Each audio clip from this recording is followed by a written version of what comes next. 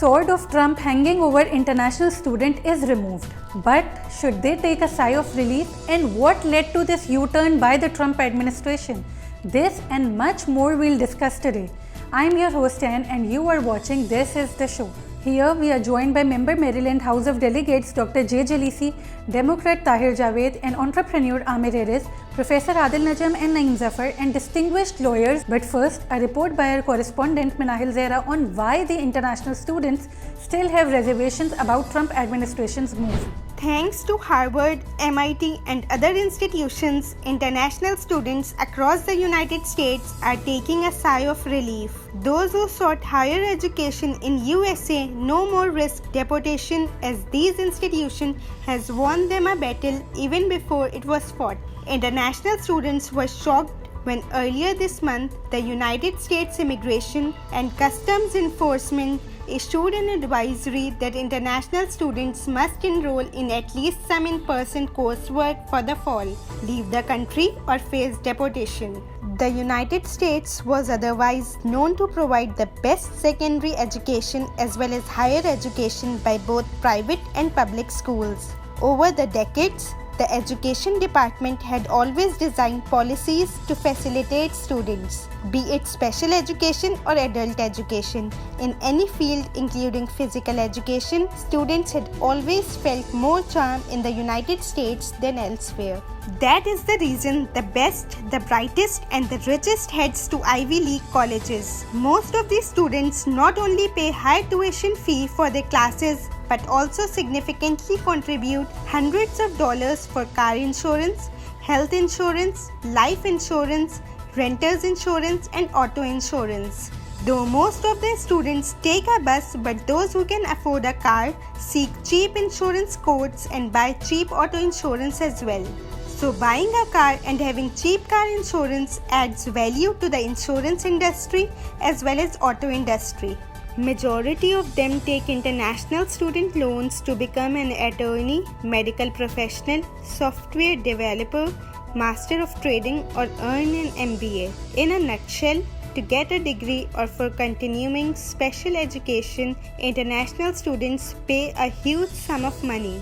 They claim themselves law-abiding ones by maintaining credit history and paying international student insurance in time. Pandemic has devastated them. Now Ivy League colleges are reduced to hire lawyers for recovery as students are faltering on their loans due to pandemic. So no surprise that Homeland Security's move met severe criticism from students' union, schools, colleges and universities alike. Some of these students also come on exchange student programs or on scholarships. These study abroad programs are basically designed to uplift students from the developing world, and US Department of Education has always facilitated them. But Trump administration's latest move was disturbing to them as well. It's blessing that due to severe criticism from all quarters, Trump administration has rescinded its action. But many, including President of the Harvard University, fear that Trump's administration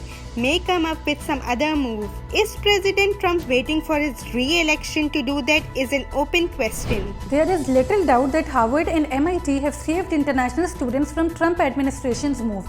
But Harvard University President Larry Bacow says, and I quote, "While the government may attempt to issue a new directive, our legal arguments remain strong and the court has retained jurisdiction, which would allow us to seek judicial relief immediately to protect the international students should the government again act unlawfully." Let's discuss this with our guest, Dr. Jalisi. Do you share reservations of those who still fear that Trump administration may come up with another novel idea to deport or deny entry to international students? As you may have seen in the last few days, the Trump administration has withdrawn its plan to stop the international students from coming to the US. It was a stunning move and withdrawal by the Trump administration, and it's been welcomed by the student community because it made no sense. As far as your question is concerned, if the administration is going to come up with another novel idea in this regard, obviously we can't predict the future, but it doesn't look likely. because two of the topmost universities, Harvard being one of them, had opposed this plan because they tend to lose a lot of money in fees and dorm fees and tuition fees and other types of funds that they receive from international students. So I don't think that the Trump administration is going to come up with another method of blocking international students from coming to the US. Tahir Javed Saab, long before the Democrats could make it an issue, Harvard and MIT went into lawsuit against Trump administration. Do you agree that the Democrats missed a point scoring opportunity? It's not like a point scoring at all. It's a matter of simple it's a principle that United States universities in United States offer great courses to the international students, and this is a huge source of income for these universities and huge source of foreign exchange for the country. And that's what the United States been doing, and that's what they are famous for. So what Donald Trump is doing right now, he's jeopardizing simply a business, number one, and he's jeopardizing the people's education, number two. And he is actually, when the whole travel situation is bad, he's forcing these kids to go back to their countries. It's just an emotional, non-calculated type of decision he made. Unfortunately, when president make decisions like that, either good or bad, mostly bad, then he just stick to it. It's just a matter of his prestige and honor, और इनको फिर एक समय को जो जिद हो जाती है, he doesn't want to change it. जहाँ तक डेमोक्रेट पार्टी का तल्लक है, तो बेसिकली चूँकि ये एक ये मैटर ऐसा नहीं था कि इसको पार्टी लेकर के जाती कोर्ट के अंदर, इवन दो डेमोक्रेट पार्टी या presidential candidate of Democrat party उसको सपोर्ट कर रहे थे, लेकिन कोर्ट में तो वही लेके जा सकता है ना इसको जो इसके अंदर जो पार्टी हो. सो जो डायरेक्ट पार्टीज इसके अंदर यूनिवर्सिटीज़ थी, तो उन्हीं को इसको लीगली परस्यू करना था. But at the same time when the people will go on the witnesses and all that, so they will have so many Democrat leadership will come forward and help them with that. Mr. Erez, how much these international students contribute to US economy? Companies definitely get benefited by having a part-time labor force. Well, certainly there's going to be a great impact by the international students on the US economy if they pull back any. We have north of 1 million students studying here from the international community, contributing to over $45 billion to the US economy, according to the US Chamber of Commerce. With that in mind, most of the money is coming from from the personal resources of the students and their families, alongside their home country governments and universities alike. Tahir Saeed Saab, in the last few years, we have seen Canadian government opening up its doors wider for international students. Do you agree that deporting students would have served Canada more than any other country? This question is very important nowadays, and it has a very serious concern also. If it happens, Canada has always welcomed the students and the refugees from all over the world, from Syria. Even in lately, many people, they were deported or thrown out of our neighboring country, and Canada has welcomed them, and they came here and they had applied for a refugee status. So if anything happens, Canada has always take a step or measures to safeguard the rights of the people, or they had worked for the betterment of the society. So I think that if anything happen like this, Canada will welcome the students. We also have with us Shabahat Asghar, the head of Campus France Pakistan at the Embassy of France. Mr. Shabahat, in the last 4 years, the number of international students enrolled in American universities has gradually declined. They are opting for Canada, Australia and UK. Is France also a country of their choice? Well, thank you so much for giving me the chance to speak about the higher education opportunities in France.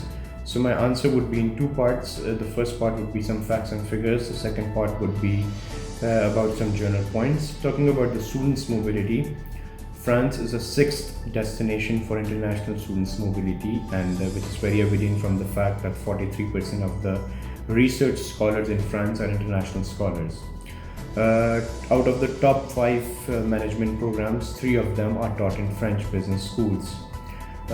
France has also topped the Erasmus scholarship funded by European Union, and 29 Pakistani students would be going this year to France to pursue their higher education. We also believe in two-way exchange, so after sending our students to France, we also invite and bring French professors and teachers to Pakistan just so that they can interact with universities, with students, just so that they can share their experiences. The general points would be that the process for application process for the admission and visa, it's very simple for France. You don't have to do too much of the procedures to get visa or admission. The second thing is that during your studies you can work for certain hours, you can do a part-time job, and obviously the cost of living in France is comparatively lower as compared to the countries you mentioned in the question. The commute between France and Pakistan and the time difference, I think it's way lower than the other countries that were mentioned in the question. And the most important thing, that France, the economy of the France is in one of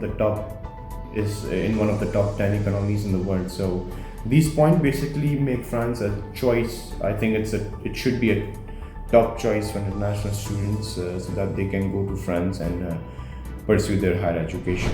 Mr. Erez, in future, if Trump administration pursue such policies again and international students move to Canada or Europe, how much impact will that have on California? California, being one of the leading states in the nation with international students, will bear the majority of the blow if international students leave. I'll give you an example. California State University, Northridge, just north of here, about 3 miles north of where I'm at, had an enrollment drop of about 26%, contributing to over a loss of about $6.5 million. Let me put this issue before Professor Adil Najam. Professor Najam, a very strong statement was issued by the president of Harvard University, followed by the lawsuit. Why universities raise the issue, not the students? So statements have come from every university. Any university I know of has made a statement because it impacts them, because it is important for higher education. So I'm sure Harvard also made a statement. I know other universities did. I guess, when you look on Google, Harvard comes up more because sort of it's a bigger name. But all universities have made statements against this ruling, because the ruling was just not useful. It was not only a good policy ruling, it was not a good image for the United States itself. In many ways, what you will see in the statements from the universities, including from the students, but mostly from the universities, because that's who the policy was directed at, is not just about what this policy was about, but what it means and how it was phrased. So what is of concern here is not what was in the ruling, which is in fact not that drastic, but what was of concern was that it implies, it suggests, it highlights the anti-intellectual, the anti-higher education attitude in Washington currently under this administration. Professor Naeem, do you go along with him? The issue is really economics.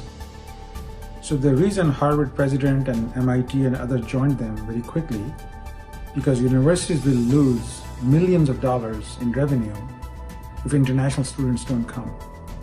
Most of the money is made by international students paying full tuition. And that's a huge economic issue. It goes into hundreds of millions, if not billions of dollars. So, of course, it's important for the reputation and to attract the best minds from all over the world, but it's also economics. And that played a huge role in all these university presidents issuing a statement and for Trump administration to take notice. Professor Naeem, Professor Najam, how about enrollment in your school for those who are seeking admission this fall? We already teach at a couple of universities, University of California, Berkeley, and one of my 2 courses were canceled for this fall. And the reason was we were not sure how many international students will be able to come, and the budgets were in jeopardy. The university is cutting, I think, $200 million for its budget for next year because of uncertainty of international students not able to attend. University also has relationship for several other international universities exchanging scholars and students. So that is on hold and is uncertain. So we are feeling the pain absolutely. And a lot of time the classes will be all online or a hybrid of online and in person. So many students are saying, I'm not going to get the same experience. So maybe I should sit out a year, take a gap year, and then decide to come to US universities a year later. And that's a huge issue economically. We are seeing in my school, in my university, but also at other universities, that admissions are holding up. We are getting a lot of students who are applying, a lot of students who are being admitted, a lot of students who are getting financial aid. In many places, we are even finding those numbers are greater than previous years, because this moment has also focused many people's attention on higher education, because this is a good time to be in school, so that whenever one comes out, the world comes out post-COVID, and the regrowth begins, you are ready for that job market. But all of those numbers seem to be holding. Importantly, however, I think there is also a lot of confusion about what this ruling was from ICE. And because it was also badly worded, and then I think the media mostly misconstrued what it said. So here is what it said as far as universities is concerned. It did not say that there was a ban on international students. That's not the issue. The issue was that if you are admitted to a program that is online only, meaning 100% classes, 100% everything will be online, then visas will not be issued, because you can do that from your home country. So if you were in a program that is all online, then international students were asked that they couldn't come, and if they were here, they would need to return to their country, because the visa requires physical presence. However, for programs that are hybrid meaning some are online, most is in person. For hybrid programs, the visa ruling did not make a change, and 90%, more than 90% of US universities are offering hybrid programs in the fall. So it is not like a ban. What is concerning is the language of what was announced, including that if in the middle of the semester, for example, Khuda na khasta, there is a second wave and universities have to go all online, then it suggested students will have to immediately go back to their country. So that's the point of concern, and I do want to make that clear. Mr. Shabahat, French Embassy is issuing student visas on priority. Is there any other charm for those who are seeking admission in France, like scholarships, discount in fee and other things?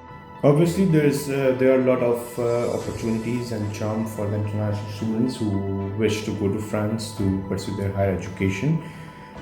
Initially, when you go to a public university, then the tuition fee as compared to other schools are comparatively lower. So firstly, the tuition fees are way lower, and even if you see that few public universities may have raised their tuition fee, but that has not impacted us a lot, because we have multiple scholarship opportunities provided by the French Embassy. It would be fully funded scholarship, partially funded scholarship, and then again, we have some exemptions for the tuition fee for the international students going to, especially Pakistani students going to France. And then the fastest way is to first get the admission and directly request the university to provide you the support.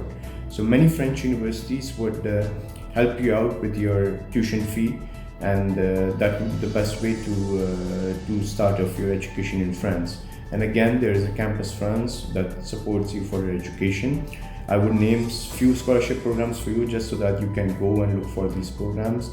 There's an Eiffel scholarship, there's a Pardee program, and then again there is a Erasmus scholarship for international students.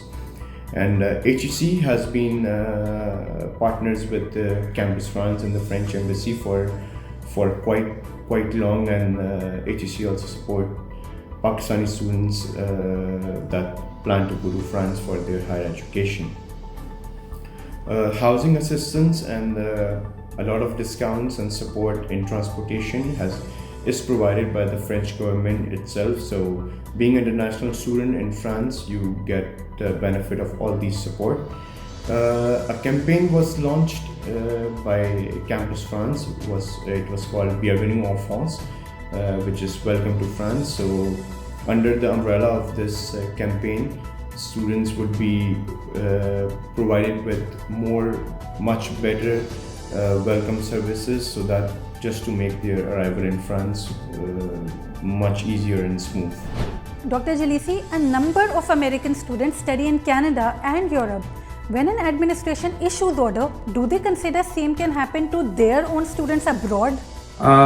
Unfortunately, I don't think that the Trump administration understands or even cares about the political implications of its actions against other countries. So I don't think that they feel or cared much about what is going to happen to the US students studying abroad, and if those countries are going to withdraw their student privileges of US students to study there. Now also the fact of the matter is that not too many US citizens who are students go to Europe compared to the international students coming to the US for studies. So I think that that might have played a part in the decision, and it may have very well been that they were going to stop the students coming from Asian and South Asian countries only. But since the policy was blocked in its initial stages, so we can't exactly tell what was going to happen. Tahir, Javed sahab, top 5 best destinations for international students include California, New York, Texas, Massachusetts and Illinois. Only Texas was won by President Trump. So was it a political step to damage Democrat states? Basically, all the big schools, universities are basically in old towns and big towns. तो अगर आप इसको गौर से देखें तो states के हिसाब से अगर आप दोनों पार्टीज़ का मुआवजा नहीं भी करें तो बेसिकली टॉप जो जितने भी बिग पॉपुलेशन वाले बड़े टाउन्स हैं वो टाउन सारे के सारे डेमोक्रेट होते हैं. इवन दो टेक्सास के अंदर भी जो बड़े टाउन्स हैं जैसे ह्यूस्टन, डैलस और ऑस्टन, ये सारे डेमोक्रेट टाउन हैं. इसके अंदर जितने भी कांग्रेसमैन इलेक्ट होते हैं वो सारे तो आपकी बात किसी हद तक सच है. लेकिन इसको मैं दूसरी तरफ अगर लेकर के जाऊँ ना तो रिपब्लिकन पार्टी और डेमोक्रेट पार्टी की जो स्ट्रेंथ होती है, तो रिपब्लिकन पार्टी की स्ट्रेंथ हमेशा उस जगह पे होगी जहाँ पे लो एजुकेशन होगी या नो एजुकेशन होगी, और डेमोक्रेट पार्टी की स्ट्रेंथ आपको वहाँ पे मिलेगी जहाँ पे हाई लेवल कॉलेज एजुकेशन होगी या जहाँ पे मेट्रो पॉपुलेशन होगी, जहाँ पे more awareness, people more know about other knowledge and comparison with the other communities and all that. तो ये बेसिकली जो डिफरेंस बिटवीन दोनों पार्टीज़ के हैं. तो इनडायरेक्टली यस, आपके आंसर योर क्वेश्चन कि किसी हद तक ये शायद डोनाल्ड ट्रम्प साहब के दिमाग में हो कि मैं इस तरह कुछ करूँगा. तो बेसिकली आई विल फिर दूसरी जो प्रोफेसर जो वहाँ पे पढ़ा रहे हैं जो वो they are very well educated. So once a person is educated, make sure he's not a Republican anymore. He become a Democrat. He become more progressive. So the difference between conservative and progressive is one, and that is education. Yes, indirectly, if you're going after educated people, you basically are going to, a big majority of them will be Democrat. Mr. Erez, for international students, California is the most selected destination for a number of reasons. Do you have a data of how many students are unable to pay their fee or their debt due to this pandemic? Well, I can state unequivocally that as our company is involved with the majority of US institutions and representing from technical schools to the majority of Ivy League schools, that there is certainly an increase in the amount of students defaulting on payments, either because they are returning back home or because of the situation of COVID. Professor Najam, UK, Italy, Spain were also badly hit by this pandemic. Where does Trump administration get such ideas from? So as I have been mentioning, the phrasing of the announcement from the Trump administration, from ICE, was particularly bad because it again highlighted this anti-higher education stance in Washington. But the fact of the matter is that the US is not alone in making such rules. In fact, the first country that came out with rules like this was the United Kingdom, and those who are thinking of higher education there. But other European countries have also have rules, and I think if you're going to be an international student, wherever you are going, I think you should be very, very careful about whatever the new rules will be. Most of the rules, however, are for safety reasons, and it is clear that whether it is visa, whether it is travel, whether it is the ability to reopen, the world will be very different this fall than it was earlier. That is pretty clear. It's going to be different for international students, it's going to be different for domestic students, and that's going to be true in the US as well as in Europe. In the US, we see this anti-higher education stance from the administration.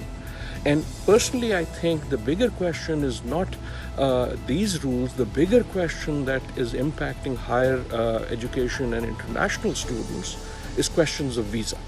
And we are seeing visa concerns not only about the US, we are seeing them about Spain, about Europe in general, we are seeing them about other parts of the world. But it is quite clear that the type of global movement and ease of global movement that had allowed higher education to become much more international, at least in this short term, in the rest of this year, maybe next year, is going to be more different. So my advice to students, domestic, international, wherever they are, if you are going to a reputed university, to a good university, they will have the resources, they will have the ability to try to make it safe and to try to make it welcoming. And I think that's what you should be focusing on most of all. Professor Naeem, do you agree? Each leader of different country has made a decision based on different criteria and what is politically important to them. Almost every decision Trump has made are driven for his re-election, which means keeping his base happy. And base has been, let's make America great again, which is a code word for let's make America white again. Other leaders in other countries have taken some pretty good action. They have, for example, allowed science and the scientists to control the narrative. So they have been able to shut things down, in the meantime bring up the capacity of personal protection gear and hospitals to deal with a large number of patients. US has wasted a lot of time doing none of the above, and our leaders have not even insisted the mask should be worn. So people have refused to wear masks. It has become a political issue. So till you can control the pandemic, this issue is going to continue to be out of control. So this is where you can see how important it is to have national leadership to change the narrative and let all pieces of government, municipal and federal, fall in line. So we're seeing a very interesting example, what happened in Taiwan, what happened in Sweden. Taiwan only has 10 deaths because they followed the protocol pretty strictly and able to get out of the mess. Some countries haven't been so lucky. Mr. Shabahat, most of the international students want to enjoy the atmosphere and meet the local teachers and students in person as well. Do you think students will opt for a country if it offers only online education? Obviously, online courses were being offered earlier as well, and people having professional careers were opting for online courses just so that they can continue to cope up with their education as well.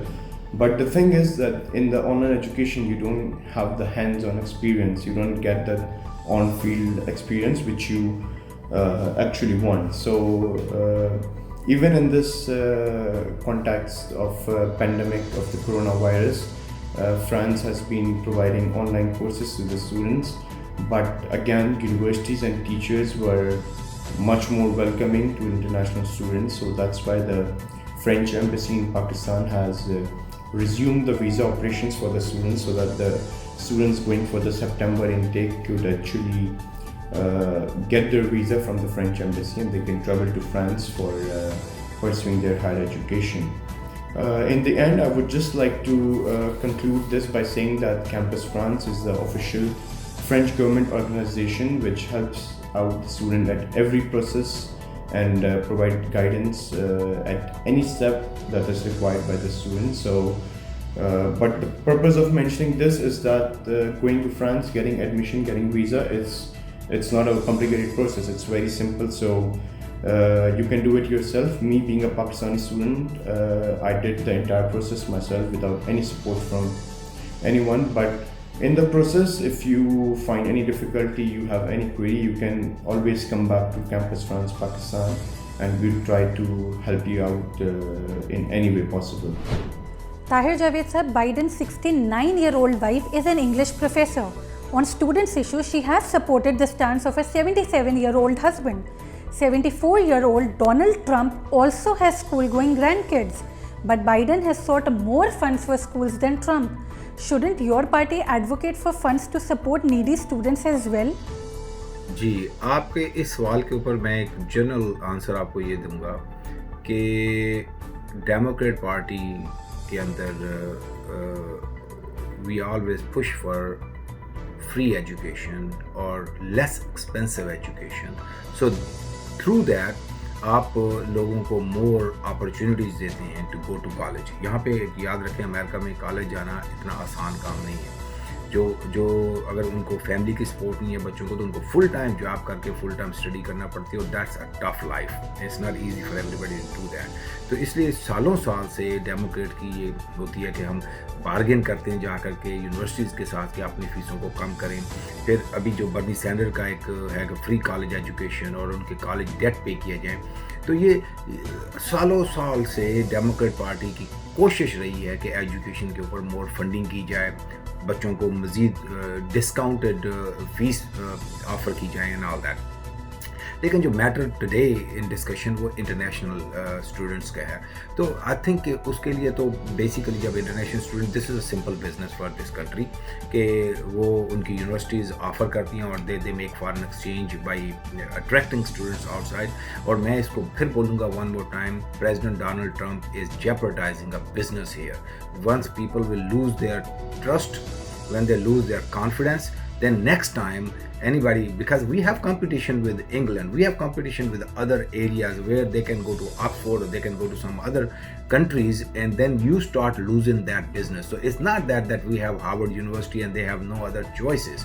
So it's a simple business. If you have a choice, you will go there. And if we make easy on kids to come to this country, they'll come here. Yes, we have more attraction that they'll find better jobs after they finish their education, but not giving them the opportunity to stay here, that opportunity goes away too. So I believe that he has to listen to people, and he has to reconsider that he is jeopardizing the confidence, and he's jeopardizing the reputation of a big universities जो एक legacy carry करती हैं. और this is not going to get fixed real soon after he gets disturbed, and it's a big issue. Mr. Erez, 23% of startup billion-dollar companies were set up or co-founded by an international student. How big a loss would it be if such students opt for other destinations and this well dries off? International students not only contribute to the US economy with their tuition, more so, international students contribute to the US economy by founding many of the great billion-dollar startups that you see today, such as Uber and SpaceX. Most of these companies, in fact, the last $50 billion companies that are startups, 33 of them came from Silicon Valley or in whole of California, contributing to $248 billion to the US economy. This would be devastating to the US economy if international students in the entire program, allowing them to stay there thereafter, is pulled away from the US. Professor Naeem, there are estimates that 40% of the Nobel Prizes in chemistry, physics and medicine were awarded to immigrants. With Donald Trump in power, do you expect this talent will continue coming into the United States? I think it's a huge issue that the best minds in the world are being discouraged from coming to USA. The reason why did the best minds come to USA? There are several reasons. One of them is the cohort, the other people they can interact with frequently and informally are in US. So it creates a critical mass. So there's a whole theory about having a critical mass which enables people to collaborate, and collaboration creates innovation. So this kind of policy, which is making it difficult for best minds to come to US, is going to hurt long-term viability and dominance of US in science and technology. So Nobel Prize is indeed a good indication. UC Berkeley has actually more Nobel Prize winners than any other university in the world, by the way. So this is an issue which is very close to us. It's an issue about US competitiveness and able to attract the best minds, including for Pakistan, to come here to US universities. So we are all very concerned about this.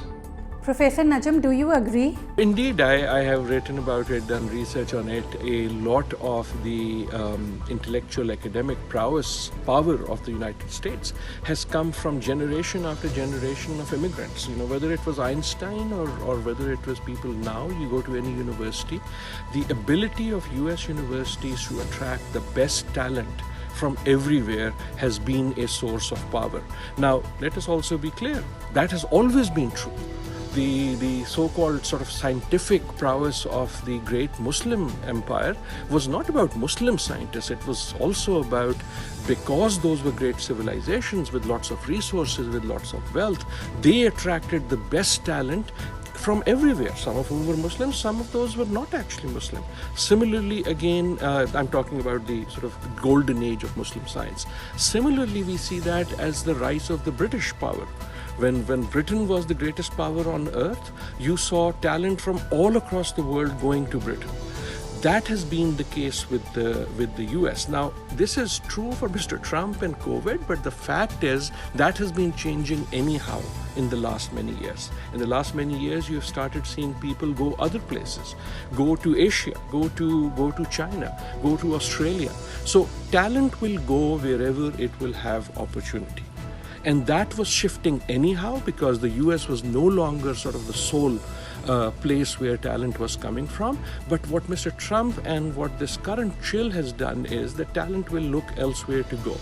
I don't think you'll see it in Nobel Awards immediately because the person who's going to get the Nobel Award today probably has been researching and working for the last 30 years anyhow. But you will see these patterns change over the long term. And importantly, the role of higher education and knowledge is to attract the best talent from everywhere. But it's not only attracting them to come here, it is their ability to work with other talent all across the world. And what we are seeing with these constraining opportunities is that talent will A, not flow in this direction or not flow as fast if this continues, but B, the ability of talent to interact. If I'm a scientist working here in Boston, my ability to interact with the best brain, whether they are in Pakistan, whether they're in China, whether they're in India, whether they're in the UK, for people in the UK to work with people in the US and so on and so forth, that is what will get constrained. Thanks to all of our distinguished guests who joined us from different countries. In the next program, we'll focus on another burning issue of your interest. Thanks for joining us. Stay blessed.